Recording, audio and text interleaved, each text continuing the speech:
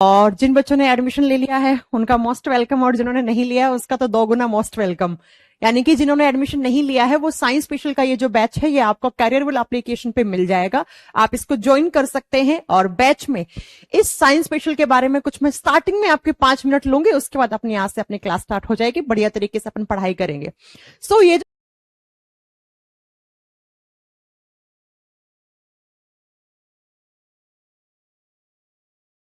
Science special का batch है ये आपको कैरियरबल की एप्लीकेशन पे मिलेगा।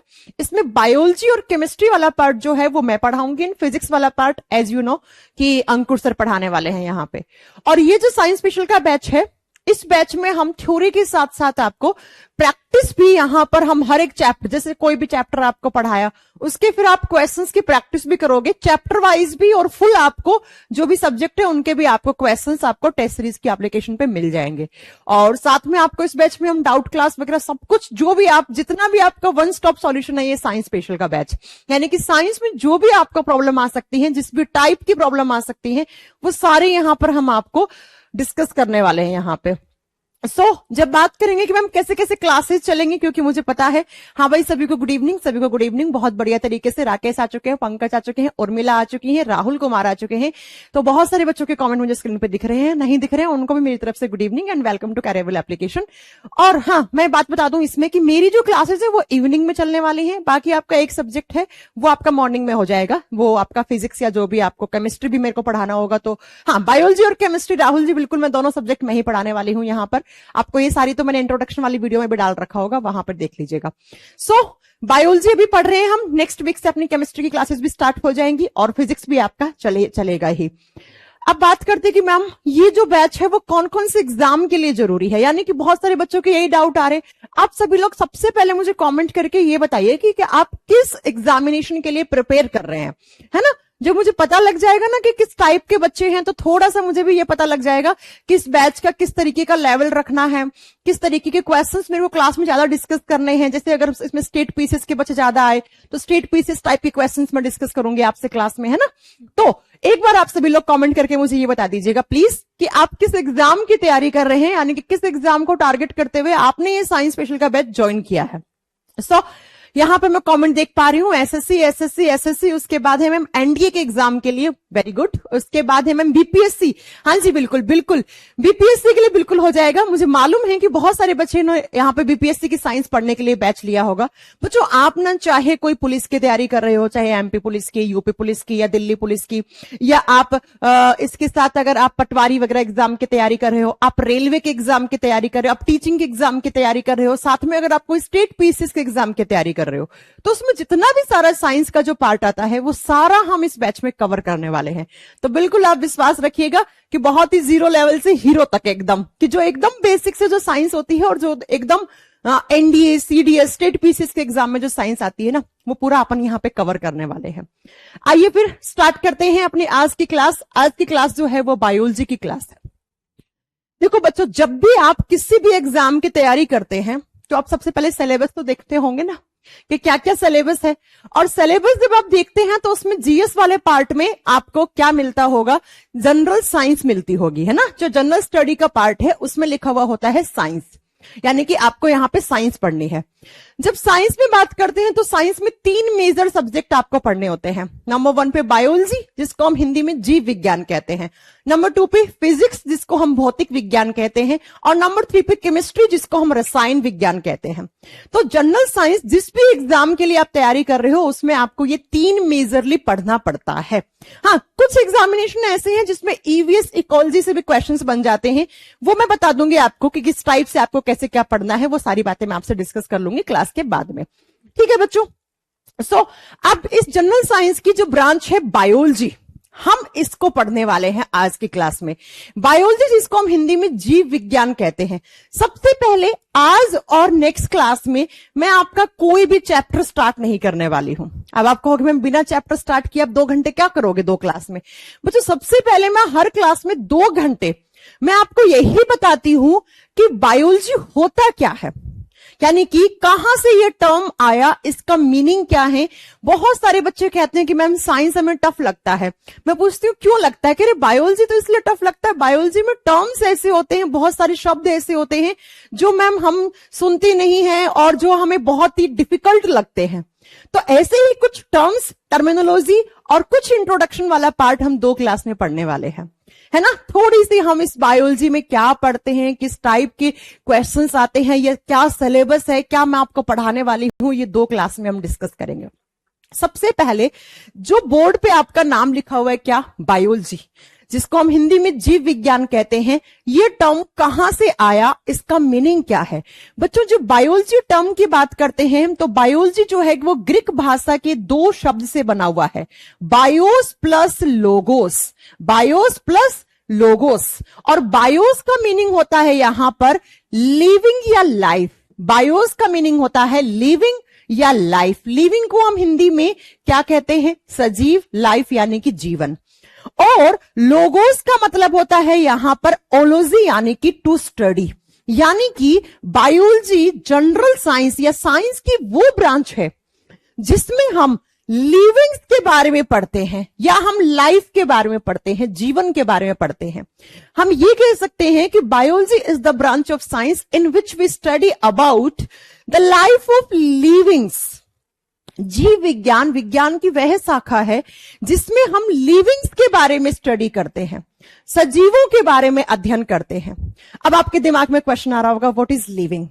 यही तो पढ़ना है हमें आज की क्लास में और नेक्स्ट क्लास में कि लिविंग होता क्या है। जैसे अगर मैं इस रूम की बात करूं, मेरे स्टूडियो की बात करूं, मेरे स्टूडियो में मेरे सामने कैमरा है, इधर एसी लगा है, मेरे हाथ में मार्कर है, पीछे बोर्ड है और मैं हूं। एक यहां पर प्लांट रखा हुआ है, नेचुरल प्लांट रखा हुआ है, मैं आर्टिफिशियल की बात नहीं कर रही हूं। तो इस रूम में कितने यहां पर लिविंग है, एक मैं हूं और एक प्लांट है। बाकी एसी हो गया, मार्कर हो गया, रिमोट हो गया, टीवी हो गया, कैमरा हो गया, ये सारे क्या हैं, ये सारे नॉन लिविंग थिंग्स हैं, ये सब निर्जीव वस्तुएं हैं। यानी कि मैम आप सबसे पहले मुझे ये बताओ कि लिविंग क्या होता है। मैं बिल्कुल एक लाइन में और बेसिक भाषा में आपको समझा रही हूं। ऐसा साइंस कहती है कि लिविंग वही है जिसका बॉडी सेल से बना हुआ है, यानी कि कोशिका से बना हुआ है। इस पूरे यूनिवर्स में ऐसा कोई भी स्ट्रक्चर जो सेल से बना हुआ है यानी कोशिका से बना हुआ है, उसी को हम क्या कहते हैं, उसी को हम लिविंग कहते हैं।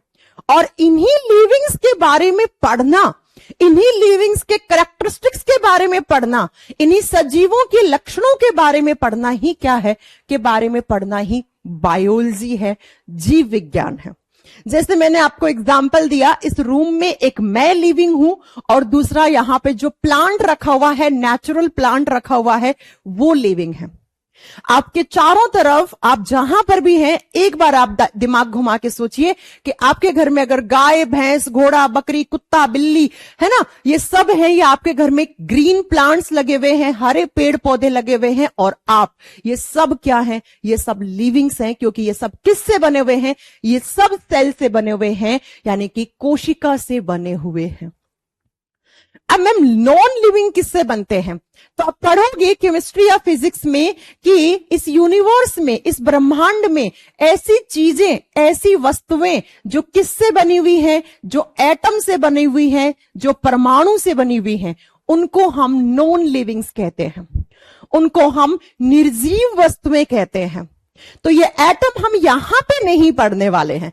यहां पे हम सिर्फ किसके बारे में बात करेंगे कि मैम बायोलॉजी साइंस का वो ब्रांच है जिसमें हमें सिर्फ और सिर्फ ऐसे स्ट्रक्चर्स के बारे में पढ़ना है, ऐसी संरचनाओं के बारे में पढ़ना है जो सेल से बनी हुई है, और जो सेल से यानी कोशिका से मिलकर बनी हुई है उसी को हम लिविंग कहते हैं। और इन्हीं लिविंग्स के बारे में हम साइंस की जिस ब्रांच में पढ़ते हैं उसी को हम बायोलॉजी कहते हैं, उसी को हम जीव विज्ञान कहते हैं। बच्चों पॉइंट इतना क्लियर हो गया होगा, बहुत ही बेसिक है, कुछ 5वीं क्लास से पढ़ते आ रहे हैं, कुछ नया नहीं पढ़ रहे हैं, राइट। अब आपके दिमाग में जो नेक्स्ट क्वेश्चन आना चाहिए बच्चों, वो ये आना चाहिए कि ma'am what is a living. जैसे मैंने आपसे पूछा व्हाट इज ए लिविंग, सजीव क्या है, तो मुझे पता है आप में से बहुत सारे बच्चे यही बोलेंगे कि मैम आपने बता तो दिया, जिसका बॉडी सेल से मिलकर बना हुआ हो उसको हम लिविंग कहते हैं, है ना, उसको हम लिविंग कहते हैं। फॉर एग्जाम्पल मैं कुछ नाम लिख रही हूं, प्लीज आप लोग मुझे बताएंगे कि इसमें से कौन सा नॉन लिविंग है। जैसे मैंने एग्जाम्पल लिखा यहां पे, मैं लिविंग्स के एग्जाम्पल लिख रही हूं।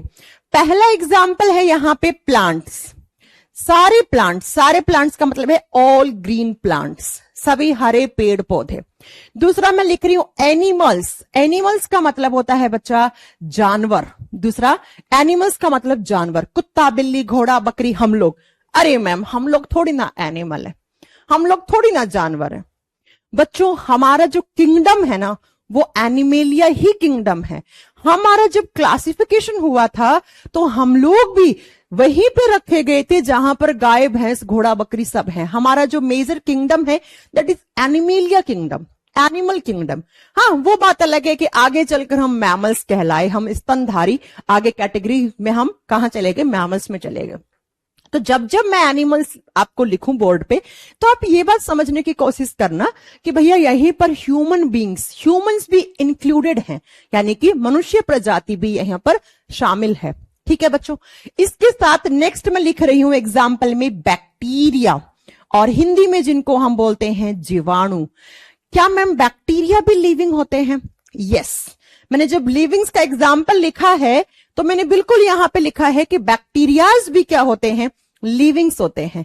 अब मैं नेक्स्ट आपके सामने एग्जाम्पल लिख रही हूं एल्गी, एल्गी जिनको हम शैवाल कहते हैं, क्या ये भी लिविंग होते हैं? बिल्कुल लिविंग होते हैं।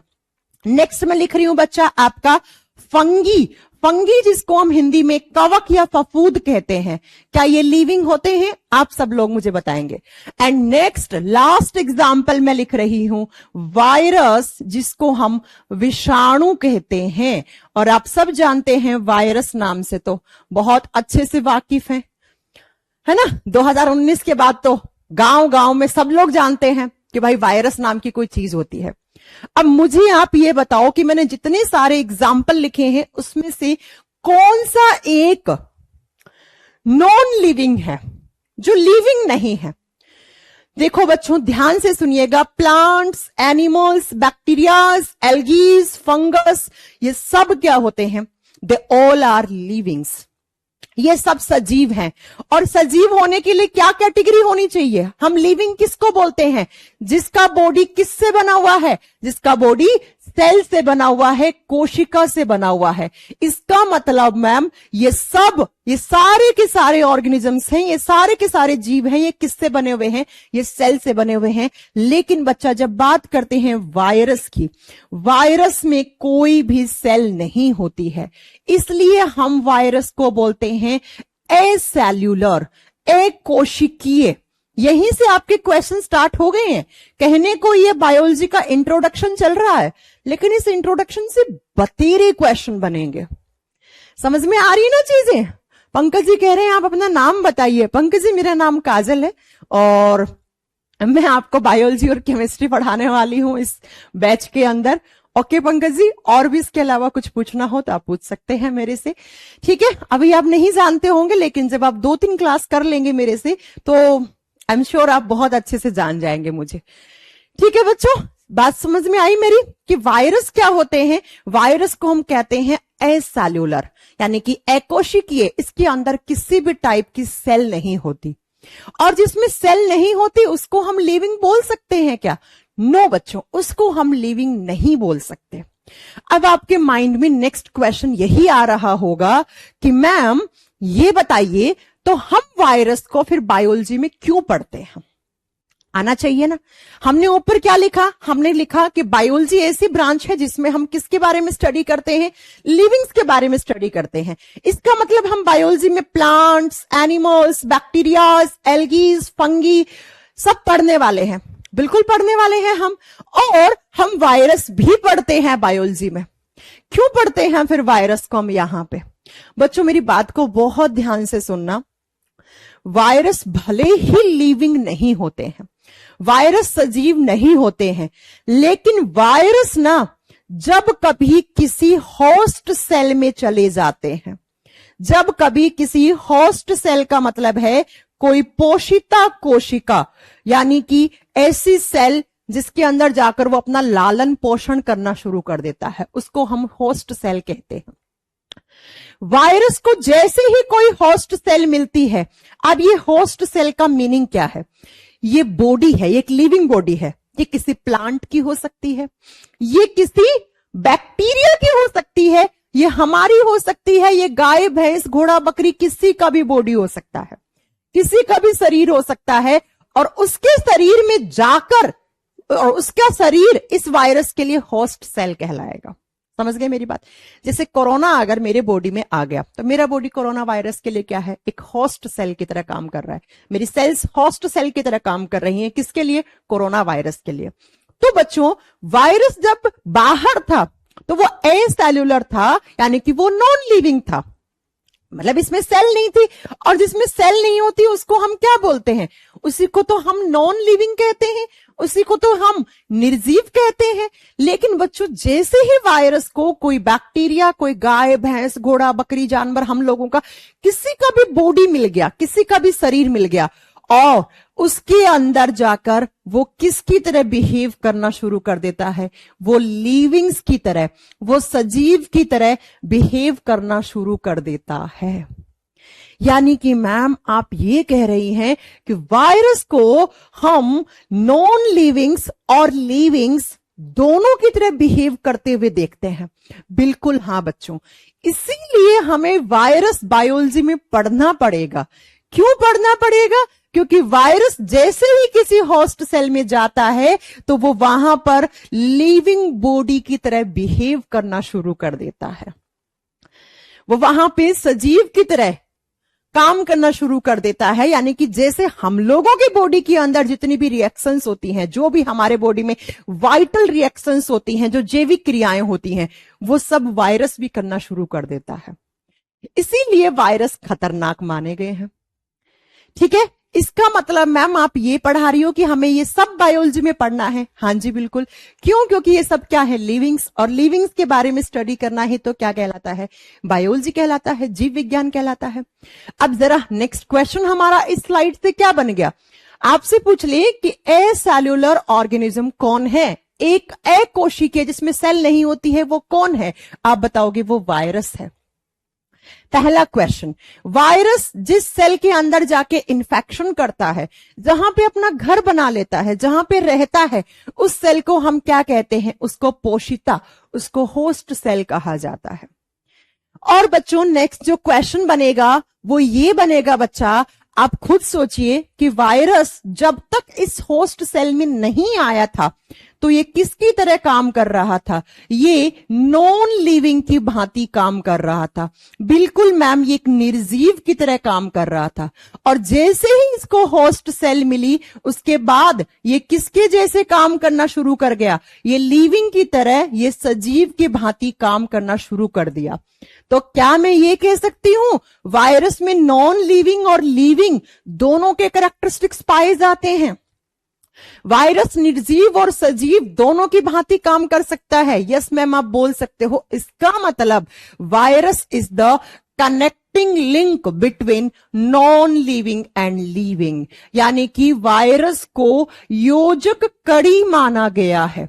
योजक कड़ी का मतलब है दोनों को आपस में कनेक्ट करने वाली। किसको किससे? नॉन लिविंग को लिविंग से। और ये बिल्कुल कांस्टेबल लेवल के एग्जाम का क्वेश्चन बनता है बच्चा। एसएससी जीडी में पूछा हुआ क्वेश्चन है कि हम किसको नॉन लिविंग और लिविंग के बीच की कनेक्टिंग लिंक मान देते हैं? कनेक्टिंग लिंक मतलब कनेक्ट करने वाला दोनों को। तो आप बताओगे वायरस को मान देते हैं। अब नेक्स्ट जो आपके दिमाग में क्वेश्चन आना चाहिए था वो ये आना चाहिए था, मैम वायरस में सेल तो होती नहीं है, फिर ये लिविंग की तरह काम करना कैसे शुरू कर देता है? जैसे आपने सुना होगा कि कोरोना वायरस आया, आके फेफड़ों में इन्फेक्शन किया, और फेफड़ों में आके वो अपनी बहुत सारी फोटोकॉपी तैयार कर रहा था, है ना? सुना है ना आपने कि आज इतना इन्फेक्शन कर दिया फेफड़ों में, 10 दिन बाद इतना, 1 महीने बाद तो पूरा फेफड़ा डैमेज होने वाला है ना? बिल्कुल ऑक्सीजन लेवल डिक्रीज होने वाला है, अब तो ऑक्सीजन सिलेंडर चाहिए यार। सुना होगा आप लोगों ने बहुत सारी चीजें ना, कोविड के समय हम सब ने देखा, ये बड़ा खतरनाक समय ना।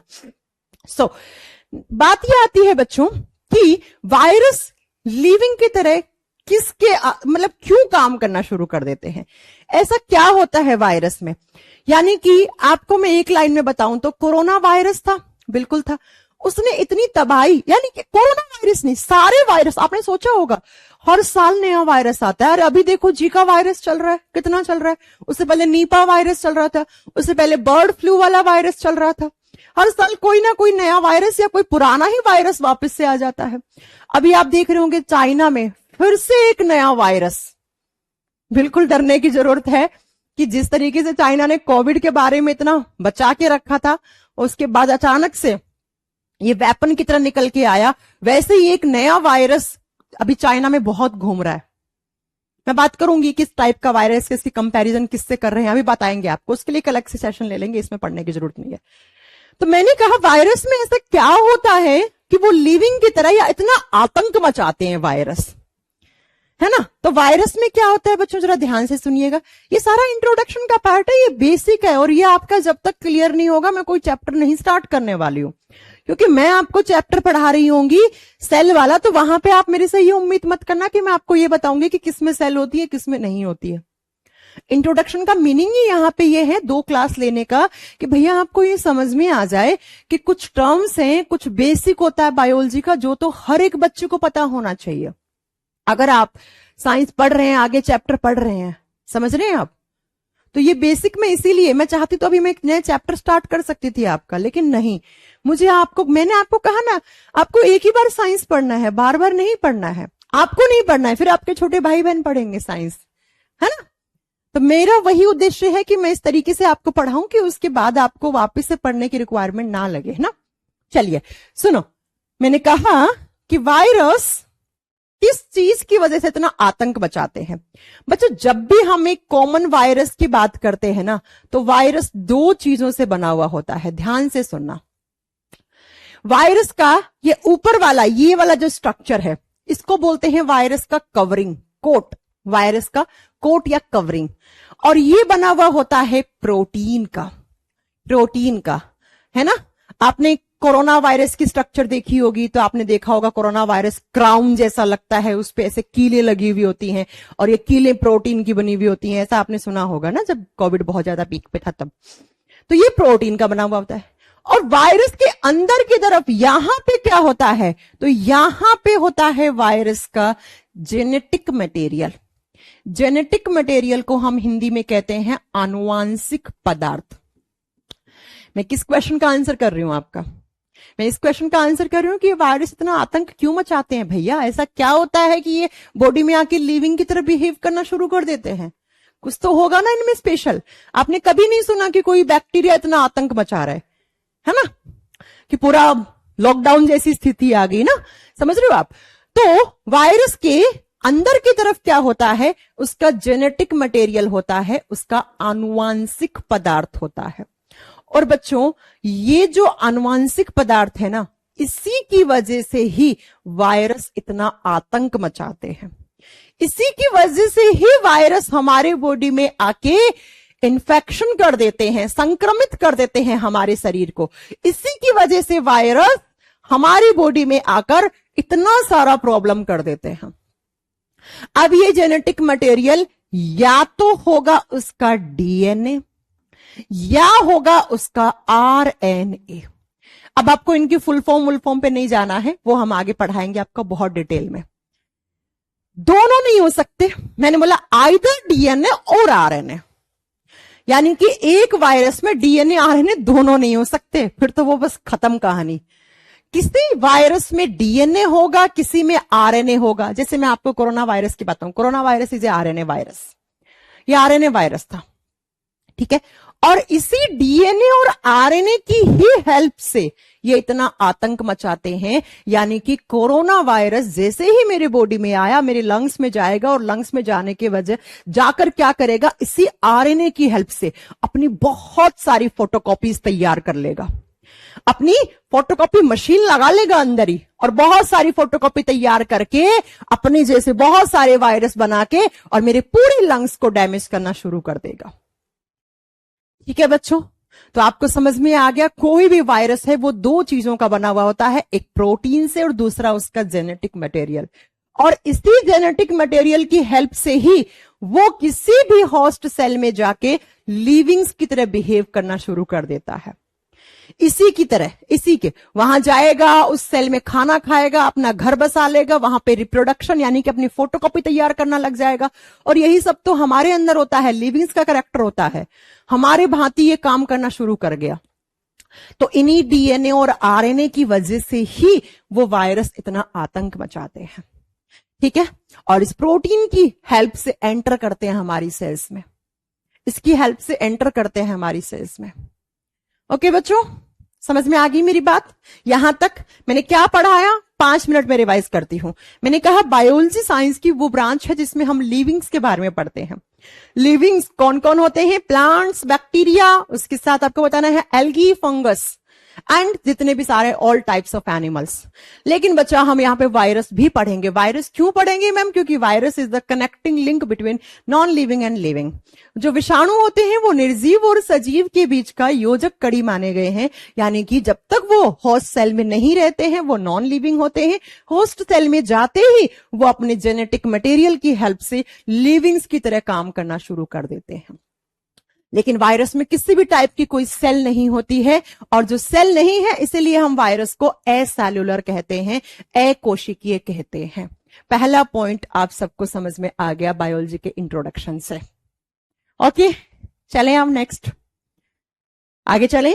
किसी को भी कोई डाउट हो तो प्लीज आप क्लास के लास्ट में, जैसे पंकज जी बहुत देर से बोल रहे हैं क्वेश्चन, पंकज जी हम आपको बताएंगे ये चीज। पंकज जी का क्वेश्चन है, वैसे आप लोग आंसर कर सकते हो। पंकज जी क्वेश्चन पूछ रहे हैं कि मैम बैक्टीरिया दिखते तो नहीं है, फिर लिविंग क्यों है? ओ बाबा, बैक्टीरिया दिखे ना दिखे, लेकिन बैक्टीरिया होते तो है ना, बैक्टीरिया सेल से बने तो है ना, तो हमें लिविंग तो बोलना पड़ेगा। दिखते क्यों नहीं है bacteria? Because bacterias are micro organisms. वो इतने सूक्ष्म जीव होते हैं, उनको देखने के लिए आपके पास इलेक्ट्रॉन माइक्रोस्कोप होना चाहिए। बैक्टीरिया दिखते हैं, मैम ने बहुत बार देखे हैं, है ना, लेकिन देखने के लिए आपके पास इलेक्ट्रॉन माइक्रोस्कोप होना चाहिए। इस कमरे में हजारों बैक्टीरिया हो सकते हैं, लेकिन अभी मुझे नहीं दिख रहे, नग्न आंखों से बैक्टीरिया नहीं दिखते हैं, बिकॉज वो बहुत स्मॉलर साइज के होते हैं। ठीक है पंकज जी, सब पढ़ाएंगे हम आपको आगे। चलिए, तो मैंने कहा लिविंग वही है, पहला कैरेक्टर लिख दूं लिविंग्स का। लिविंग्स यानी कि लिविंग बॉडी किससे बना हुआ होना चाहिए? सेल से। एनसीईआरटी में लिखा हुआ है कि लिविंग वही है जिसका जो बॉडी है वो सेल ऑर्गेनाइजेशन लेवल से होना चाहिए, यानी कि कोशिकीय संगठन होना चाहिए उसमें सेल और सेल से बने हुए सारे प्रोडक्ट्स होने चाहिए। ऐसा एनसीईआरटी कहती है कि लिविंग वही है। हम क्या पढ़ रहे हैं? लिविंग्स के कैरेक्टरिस्टिक्स, सजीवों के लक्षण क्या हैं। ये मार्कर नॉन लिविंग है, मैं लिविंग हूं, तो मेरे और इस मार्कर के बीच में जो डिफरेंस है ना, वही लिविंग्स के कैरेक्टरिस्टिक्स हैं।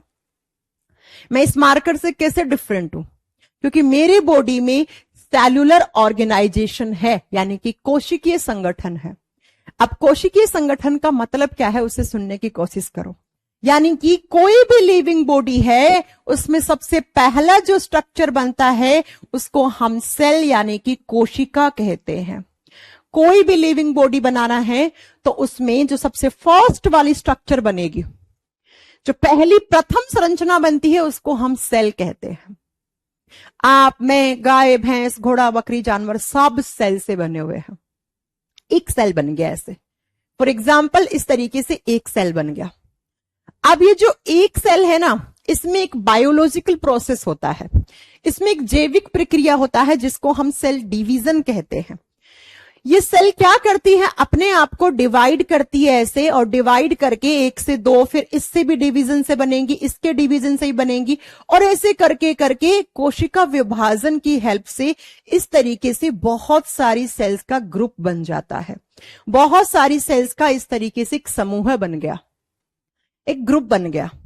और यही ग्रुप ऑफ सेल्स क्या कहलाता है? टिश्यू कहलाता है, उत्तक कहलाता है। यानी कि मैम सबसे पहला सेल बना और सेल के अंदर एक बायोलॉजिकल प्रोसेस हुआ, एक जैविक प्रक्रिया हुई, जिससे एक सेल से अनेकों सेल्स बन गई। और ये जो डिफरेंट सेल्स हैं, ये जो बहुत सारी सेल्स हैं, ये आपस में आके जुड़ गई, यानी कि इनका एक ग्रुप बन गया, और इसी ग्रुप को हम टिश्यू कहते हैं, इसी को हम उत्तक कहते हैं। अब नेक्स्ट क्या होता है, जैसे टिश्यूज बने तो टिश्यूज की एक लेयर, जैसे सेम टिश्यूज हैं, उनकी स्ट्रक्चर एक जैसी है, उनकी संरचना एक जैसी है, काम भी एक जैसे करते हैं, तो इधर चले गए। फिर दूसरे टाइप के टिश्यूज हैं, उनकी स्ट्रक्चर अलग है, काम अलग है, वो यहां, फिर तीसरे यहां पर। तो ऐसे टिश्यूज की बहुत सारी लेयर बन जाती है, तो हम कहते हैं टिश्यू सिस्टम जनरेट हो गया। उत्तकों का एक तंत्र बन गया है, एक टिश्यू सिस्टम बन गया है, एक उत्तक तंत्र बन गया है। और ये टिश्यूज जो हैं वो आगे चलकर धीरे धीरे धीरे क्या बनाना शुरू कर देते हैं, ये ऑर्गन्स बनाना शुरू कर देते हैं, ये अंग बनाना शुरू कर देते हैं। ऑर्गन्स जैसे आपके हाथ, कान, पैर, गला, लीवर, पैनक्रियास, किडनीज, है ना, हार्ट, एक्सेट्रा एक्सेट्रा, सारे ऑर्गन्स बन गए। अब सारे ऑर्गन बन गए हैं, तो ऐसे ऑर्गन्स जिनमें एक जैसा काम होता है, जिनका एक जैसा ही काम है, लगभग वो एक जैसा काम करते हैं, उनको हम एक अलग सिस्टम में डिवाइड कर देते हैं। फिर दूसरे ऑर्गन्स जिनमें लगभग एक जैसा काम होता है, उनको हम अलग सिस्टम में, यानी कि ऑर्गन्स, सिमिलर ऑर्गन जिनमें सिमिलर से फंक्शन होते हैं, उसको हम ऑर्गन सिस्टम कह देते हैं, उसको हम अंग तंत्र कह देते हैं।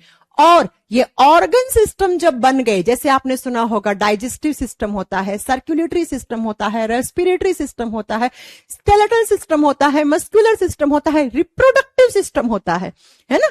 इतने सारे जब सिस्टम जुड़ जाते हैं तो यहां पर एक बॉडी बनेगा। सिर्फ बॉडी नहीं, कैसा बॉडी बच्चों, लिविंग बॉडी, सजीव शरीर। अब बॉडी तो इस मार्कर का भी है ना, बॉडी तो इस कैमरे का भी है ना, लेकिन यहां पे जो बॉडी बन रहा है वो कौन सा, वो लिविंग बॉडी बन रहा है। और मैंने कहा था लिविंग वही है जो किससे बने, सेल से बने, है ना। तो मैम एनसीईआरटी में लिखा हुआ है कि किसी को भी लिविंग बोलने से सबसे पहले ये चेक कर लो कि उसका जो बॉडी का लेवल है वो सेलुलर ऑर्गेनाइजेशन लेवल है, यानी कि सेल और सेल से बने हुए प्रोडक्ट से बना हुआ है। यस, आप देख लीजिए, सबसे पहले यहां पे सेल बनी, सेल से क्या बना, टिश्यूज, टिश्यू से टिश्यू सिस्टम, टिश्यू सिस्टम से ऑर्गन्स, ऑर्गन से ऑर्गन सिस्टम, और ऑर्गन सिस्टम से एक लिविंग बॉडी बन गया। अब ये लिविंग बॉडी किसी बैक्टीरिया का हो सकता है, किसी एल्गी यानी शैवाल का, किसी प्लांट का हो सकता है, या हमारा हो सकता है ना। वायरस का तो नहीं होगा। अब समझ में आ गया होगा, वायरस का तो नहीं होगा, क्योंकि वायरस में तो सेल ही नहीं बनी, है ना। इसलिए वायरस को हम क्या बोल देते हैं, एसेलुलर बोल देते हैं हम। समझ में आ गई पहली बात। हाँ जी मैम, हम लिविंग्स के कैरेक्टरिस्टिक्स पढ़ रहे हैं, मैं 10 कैरेक्टर पढ़ाऊंगी।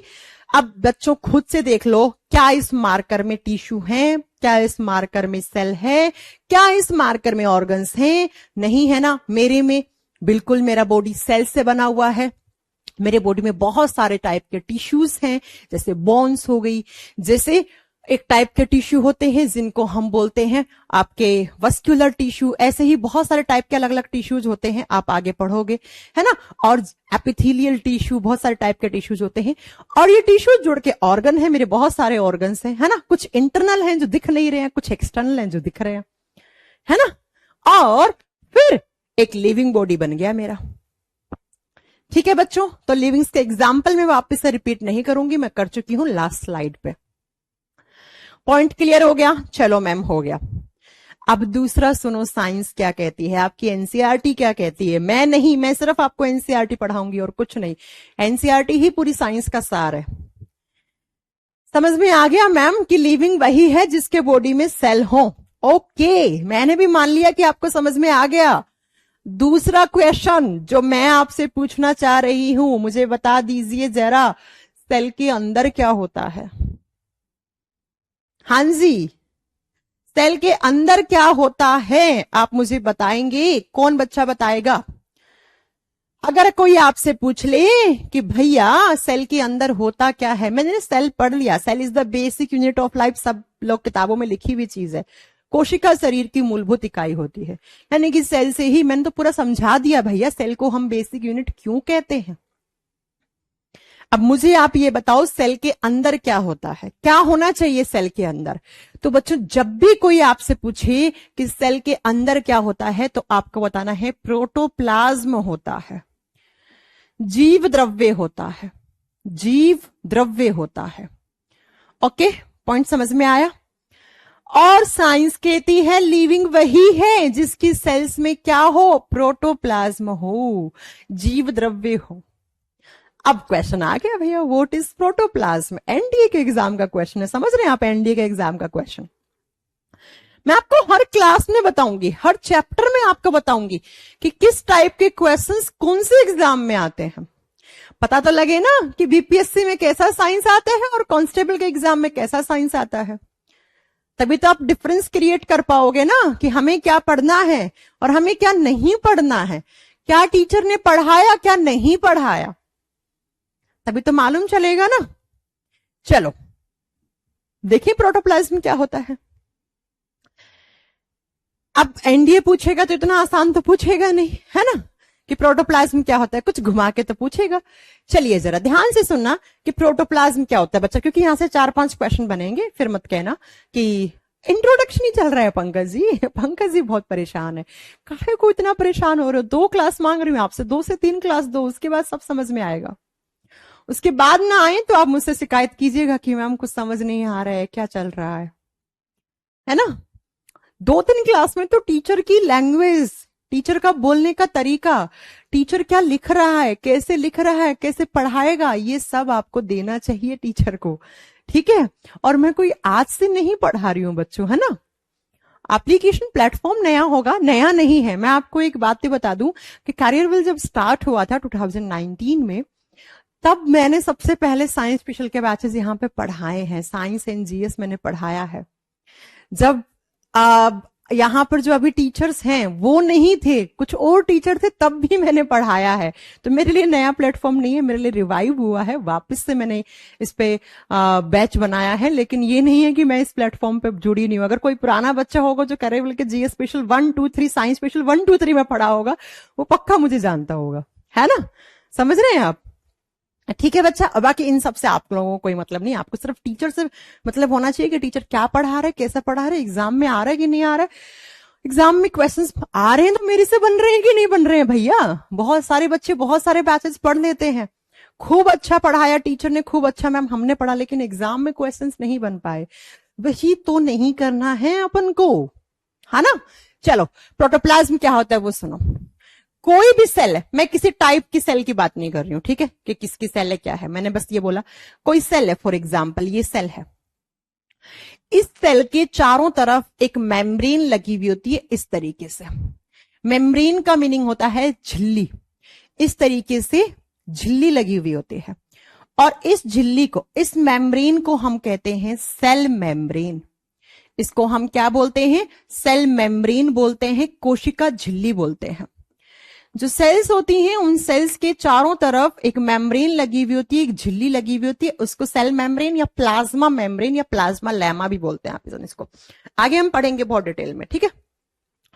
इस सेल मेम्ब्रेन के अंदर जो भी पार्ट है उस सारे को एक साथ मिला के हम प्रोटोप्लाज्म कहते हैं, उसको हम जीव द्रव्य कहते हैं। मैंने यही तो क्वेश्चन पूछा था, व्हाट इज प्रोटोप्लाज्म, प्रोटोप्लाज्म क्या होता है। तो आज के बाद कोई आपसे पूछ ले तो आपको बताना है जो सेल्स होती हैं उनके चारों तरफ जो मेम्ब्रेन लगा हुआ होता है, उस मेम्ब्रेन के अंदर की तरफ जितना भी पार्ट है, मुझे नहीं मतलब कोई भी पार्ट हो सकता है, उसको हम क्या बोलते हैं, उसको हम प्रोटोप्लाज्म कहते हैं, उसको हम जीव द्रव्य कहते हैं, ठीक है। अब क्या क्या पार्ट होता है वो सुन लीजिए। आपने सुना होगा सेल के सेंटर में न्यूक्लियस होता है, हांजी मैम न्यूक्लियस होता है, और न्यूक्लियस के अंदर भी एक लिक्विड भरा हुआ होता है, उसको हम न्यूक्लियोप्लाज्म कहते हैं। नहीं सुना होगा तो सारी बातें सुन लो अभी, ठीक है। सेल के सेंटर में क्या होता है, इसको हम न्यूक्लियस कहते हैं, इसको हम केंद्रक कहते हैं। अब जब आप एटम पढ़ोगे तो पढ़ोगे एटम के सेंटर में भी न्यूक्लियस होता है, वो न्यूक्लियस अलग है, सेल के सेंटर में भी न्यूक्लियस होता है, ये अलग है, ठीक है बच्चा, हो गया। अब इस न्यूक्लियस के चारों तरफ भी एक मेम्ब्रेन रहती है इस तरीके से, और इस मेम्ब्रेन को हम बोलते हैं न्यूक्लियर मेम्ब्रेन। भाई सिंपल सी बात है, जो सेल के चारों तरफ मेम्ब्रेन है उसको सेल मेम्ब्रेन, और जो न्यूक्लियस के चारों तरफ है उसको हम क्या बोलते हैं, न्यूक्लियर मेम्ब्रेन। इसको हम केंद्रक झिल्ली, यानी कि जो केंद्रक के चारों तरफ है उसको केंद्रक झिल्ली कह देंगे, ठीक है। और इस न्यूक्लियस के अंदर एक लिक्विड रहता है, इस लिक्विड को हम न्यूक्लियोप्लाज्म कहते हैं, जिसके अंदर बहुत सारी चीजें होती हैं। न्यूक्लियोप्लाज्म, जिसको हम केंद्रक द्रव्य कहते हैं, वो द्रव्य जो न्यूक्लियस के अंदर है उसको न्यूक्लियोप्लाज्म। प्लाज्म, वो थोड़ा सा ये एक्स्ट्रा पेन चल गया, प्लाज्म, प्लाज्म का मतलब है लिक्विड, ठीक है। अब बच्चों बहुत ध्यान से सुनना मेरा नेक्स्ट सेंटेंस, क्या कि इस सेल मेम्ब्रेन और इस न्यूक्लियर मेम्ब्रेन के बीच में भी एक लिक्विड रहता है, लेकिन ये लिक्विड गाढ़ा होता है, थिक होता है। बताऊं कैसा होता है? आपने बचपन में जेली जेली टॉफी खाई है? हाँ जी मैम खाई है। कितने लोगों ने खाई है? सबने खाई होगी ना, बचपन तो सबने जिया होगा। तो वो जो जेली जेली टॉफी थी ना जिसमें गाढ़ा सा लिक्विड था, वैसा लिक्विड यहां पे भरा हुआ है, और इस लिक्विड को हम क्या नाम देते हैं? इसको हम साइटोप्लाज्म कहते हैं। इसको हम साइटोप्लाज्म कहते हैं, यानी कि कोशिका द्रव्य कहते हैं। मैम बहुत कंफ्यूजन हो रहा है, कितने सारे नाम लिख दिए आपने। अरे भैया कुछ नहीं लिखा, जो सेल के चारों तरफ membrane that is cell membrane, जो न्यूक्लियस के चारों तरफ मेम्ब्रेन है दैट इज न्यूक्लियर मेम्ब्रेन, केंद्रक झिल्ली। जो न्यूक्लियस के अंदर लिक्विड है वो न्यूक्लियोप्लाज्म, और जो न्यूक्लियस के बाहर और सेल मेम्ब्रेन के बीच में है गाढ़ा सा लिक्विड, किसके जैसा? थिक लिक्विड, मोटा लिक्विड, किसके जैसा? जेली जेली टॉफी जैसा। वो क्या हो गया? वो साइटोप्लाज्म हो गया। और इस साइटोप्लाज्म में क्या रहते हैं? इस साइटोप्लाज्म में देखिए यहां पर मान लो माइटोकॉन्ड्रिया हो गया, ऐसे है ना। यहां पे मान लो आप राइबोसोम्स हो गए, ऐसे बहुत सारे राइबोसोम्स पड़े हैं। यहां पर पड़ा है आपका लाइसोसोम, इस तरीके से एक बैग जैसी स्ट्रक्चर लाइसोसोम पड़ा है। यहां पर पड़ा होगा प्लास्टिड, क्लोरोप्लास्ट सुना होगा आपने। ये सब क्या है? ये सब जो मैं नाम ले रही हूं ये सब होते हैं बच्चा सेल ऑर्गेनेलीज। ये सब क्या होते हैं? सेल ऑर्गेनेलीज होते हैं। कोशिकांग, कोशिका के अंग कोशिकांग कहलाते हैं।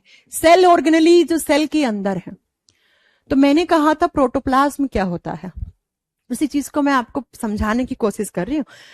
किताब में लिखा हुआ होता है कि सेल मेम्ब्रेन के अंदर जितना भी पार्ट है वो प्रोटोप्लाज्म है।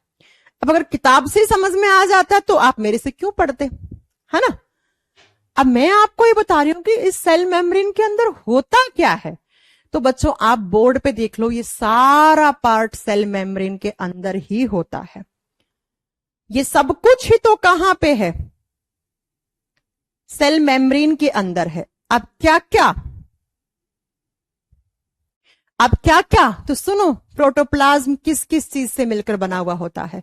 प्रोटोप्लाज्म के दो पार्ट हैं। यहां से एनडीए ने क्वेश्चन पूछा, मैंने कहा ना इतना आसान क्वेश्चन थोड़ी आ जाएगा एग्जाम में। प्रोटोप्लाज्म यानी कि जीव द्रव्य जो है वो कौन कौन सी चीज से मिलकर बना हुआ है? तो प्रोटोप्लाज्म का एक है लिक्विड पार्ट, जो लिक्विड स्टेट में है, जीव द्रव्य का तरल पदार्थ जो लिक्विड पार्ट है, जो लिक्विड स्टेट में है। और दूसरा जो सॉलिड पार्ट है, यानी कि जो ठोस अवस्था में है, ठोस अवस्था में है जो, और इन दोनों से ही बना हुआ है प्रोटोप्लाज्म। अब लिक्विड कहां कहां है? मैम ये साइटोप्लाज्म भी तो लिक्विड है, ये न्यूक्लियस के अंदर प्लाज्म है ये भी तो लिक्विड है, ये भी तो क्या है? अरे बाबा, अरे बाबा, न्यूक्लियस के अंदर है वो भी तो क्या है? न्यूक्लियोप्लाज्म। तो पूरा खराब कर दिया, आ गया। चलो हाँ जी, तो मैंने कहा इस न्यूक्लियस के अंदर है वो भी तो लिक्विड है ना। तो दो टाइप का लिक्विड हो गया। तो हम ये लिख सकते हैं कि प्रोटोप्लाज्म दो लिक्विड से कौन कौन सा? Cytoplasm plus nucleoplasm. हिंदी में क्या था? साइटोप्लाज्म को हमने कोशिका द्रव्य बोला, और न्यूक्लियोप्लाज्म को हमने क्या बोला, केंद्रक द्रव्य, है ना बच्चों। दो टाइप का द्रव्य हो गया, एक केंद्रक में जो है और दूसरा कौन सा, जो सेल के अंदर है। अब सेल में कहां है मैं लोकेशन बता चुकी हूं। और सॉलिड पार्ट कौन सा, तो बच्चा आप बताएंगे जो सॉलिड स्टेट में रहते हैं उनको हम सेल ऑर्गेनेलीज कहते हैं, जैसे mitochondria, ribosome, lysosome, endoplasmic reticulum, plastid, Golgi bodies, etcetera etcetera. अब आपके बोर्ड पे डेफिनेशन है, प्रोटोप्लाज्म किस किस से मिलकर बना हुआ होता है, सुनना जरा ध्यान से। Protoplasm cytoplasm plus nucleoplasm plus cell organelles is equal to protoplasm. Protoplasm यानी कि जीव द्रव्य में ये तीन मेन कंपोनेंट्स होते हैं। कुछ बुक्स में यहां पे न्यूक्लियस लिखा हुआ मिलेगा, मैंने न्यूक्लियोप्लाज्म ले लिया है कि न्यूक्लियस के अंदर जो कंपोनेंट्स हैं वही तो यहां पे आएंगे, तो वो न्यूक्लियोप्लाज्म में ही होते हैं, ठीक है। तो प्रोटोप्लाज्म इन तीन चीजों से मिलकर बना हुआ होता है। अब आप में से कौन मुझे बच्चा ये बताएगा कि अगर हमसे पूछ ले प्रोटोप्लाज्म के लिक्विड पार्ट्स का क्या क्या नाम होता है, और अगर कोई आपसे क्वेश्चन पूछ ले कि प्रोटोप्लाज्म के सॉलिड पार्ट को हम क्या बोलते हैं, तो आपका आंसर क्या क्या होगा बोर्ड से। यही क्वेश्चन है एग्जाम के, ठीक है। ये साइटोप्लाज्म और न्यूक्लियोप्लाज्म क्या है, liquid part, and cell organelles क्या है, सॉलिड पार्ट। तो बच्चों साइंस कहती है कि लिविंग वही है जिसमें सेल है, और सेल के अंदर क्या होना चाहिए, प्रोटोप्लाज्म होना चाहिए, यानी कि ये सब पार्ट्स होने चाहिए, तभी हम उसको लिविंग बोलेंगे, तभी हम उसको सजीव बोलेंगे। तो आपने लिविंग्स के दो करैक्टर पढ़ लिए। इस मार्कर में सेल नहीं है, मेरे बॉडी में सेल है। आप इतना सा नाखून उसको उखाड़ के इलेक्ट्रॉन माइक्रोस्कोप पे रख लो, आपको हजारों सेल्स दिख जाएंगी इसमें। और मेरी सेल्स के अंदर क्या दिखेगा, ये सब दिखेगा। इसकी सेल्स ही नहीं है तो सेल में ऐसा कुछ दिखेगा ही नहीं, ठीक है। इसीलिए हमने लिविंग बोला, ठीक है। तो दो कैरेक्टर आपको समझ में आ गए आज की क्लास में कि लिविंग वही है जिसके बॉडी में सेल्स हैं, यानी कि सेलुलर ऑर्गेनाइजेशन होना चाहिए। लिविंग के एग्जाम्पल बता दिया, वायरस क्यों नहीं है लिविंग, और वायरस को क्या बोलते हैं, किस तरीके से वायरस आतंक मचाते हैं हमारे बॉडी में आके, क्यों वायरस इतना ज्यादा इन्फेक्शन करते हैं, सब कुछ बात बता दी मैंने आपको। और दूसरा, प्रोटोप्लाज्म से होने वाले सारे क्वेश्चंस बता दिए। समझ में आ गई बात।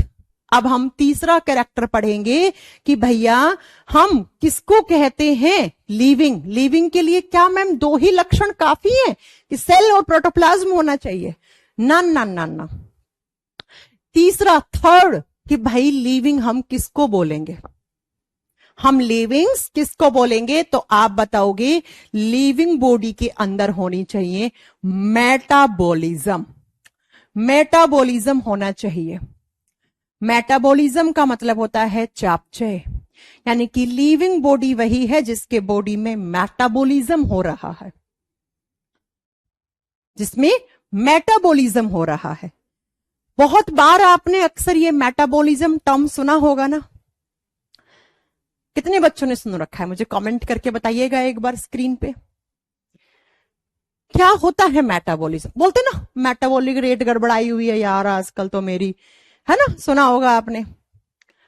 डॉक्टर बोलता है मेटाबॉलिज्म ठीक कीजिए अपना, खान पान सुधारिए, खान पान की टाइमिंग सुधारिए, ऐसे बहुत सारे सेंटेंस सुने होंगे।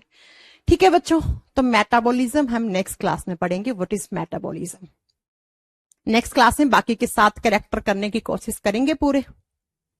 अब मुझे बताओ आज की क्लास से कोई डाउट है क्या। मैंने कहा था ना लास्ट में क्लास में 5 मिनट में आपके डाउट लूंगी, लेकिन जब मैं पढ़ा रही होती हूँ तब मैं कमेंट्स नहीं देखती हूँ, क्योंकि अगर मैं कमेंट्स देखने लग जाऊंगी तो बच्चों फिर कैसे काम चलेगा, फिर मैं पढ़ा ही नहीं पाऊंगी। एक टाइम पे तो एक ही काम कर पाऊंगी ना। कोई भी डाउट हो, किसी भी टाइप का डाउट हो, आप मुझे कमेंट करके बताइएगा, मैं आपका सारा डाउट रिप्लाई करूंगी। ओके, आपका टाइम होता है अब स्टार्ट। ठीक है भाई, अनन्या कुमारी कह रही हैं कि मैम आप बहुत अच्छा पढ़ाती हैं, सब कुछ समझ में आ रहा है। अनन्या अभी तो कुछ पढ़ाया ही नहीं है, अभी तो जस्ट, मैं तो इसको डेमो भी नहीं बोल सकती, मैं तो इसको ट्रेलर भी नहीं बोल सकती, मैं तो इसको टीजर भी नहीं बोल सकती। अभी तो कुछ नहीं पढ़ाया है, अभी धीरे धीरे पढ़ाएंगे, अभी तो हम चैप्टर स्टार्ट नहीं किए हैं, अभी तो हमने आपको सिलेबस भी नहीं बताया है, सब करेंगे धीरे धीरे लेकिन। ठीक है, no doubt, no doubt. Doubt हो, जैसे ही आप नोट्स बनाओ, देखो मैं तो आपको नोट्स दूंगी दूंगी, लेकिन मैंने कहा ना, अगेन फिर वही पॉइंट आ जाता है कि आप एक ही बार साइंस पढ़ना चाहते हो तो एक बार तो नोट्स आपको भी बनाने पड़ेंगे बच्चा, क्योंकि आपका ये जो ब्रेन है ना, ये लिखी हुई चीजों को बहुत जल्दी कैप्चर करता है, सुनने के बजाय। लिखी हुई चीज जो आप अपने हैंड रिटन नोट्स बनाएंगे ना बच्चा, उसका कोई जवाब नहीं है। बहुत बार आप देखते हो, आप मैथ्स की कैलकुलेशन नहीं कर पाते हो तो क्या उसको दिमाग में सोच के कर लेते हो कैलकुलेशन? नहीं ना, उसकी प्रैक्टिस करनी पड़ती ना, उसकी लिख के आप कैलकुलेशन करते हो ना उसकी, और फिर वो कैलकुलेशन हमेशा के लिए याद हो जाता है, फॉर्मूला लगा के करते हो तो। क्यों? कि लिखी हुई चीजें लिख रहे हो, ब्रेन ज्यादा एक्टिव है, जल्दी कैप्चर करेगा उस चीज को। इसलिए प्लीज एक बार नोट्स मेरे कहने से आप बना लो, कोई भी प्रॉब्लम, नोट सब कुछ बोर्ड पे लिख रही हूं मैं, आपको कहीं भी प्रॉब्लम नहीं होना चाहिए किसी भी टाइप का। बाकी मैं तो नोट्स दूंगी दूंगी, वो तो आप सेकेंडरी मान के चलना उसको। ठीक है। मैं उम्मीद करती हूँ कि आपको इस क्लास का पढ़ाई हुआ बहुत अच्छे से समझ में आया होगा। नहीं आया होगा तो भी कोई बात नहीं, आ जाएगा धीरे धीरे, आप मेरे पे छोड़ दीजिए, आ जाएगा धीरे धीरे।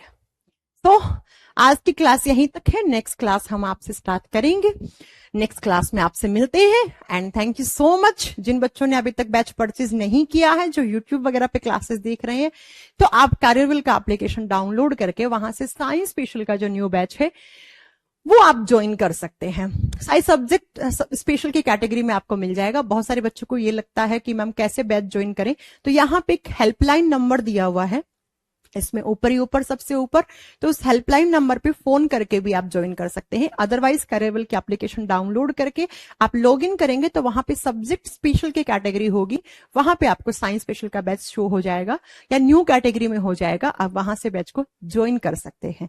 हाँ, ये बैच सिर्फ और सिर्फ आपको कैरियरविल एप्लीकेशन पे ही मिलेगा। थैंक यू सो मच इस क्लास को ज्वाइन करने के लिए। मिलते हैं आपसे नेक्स्ट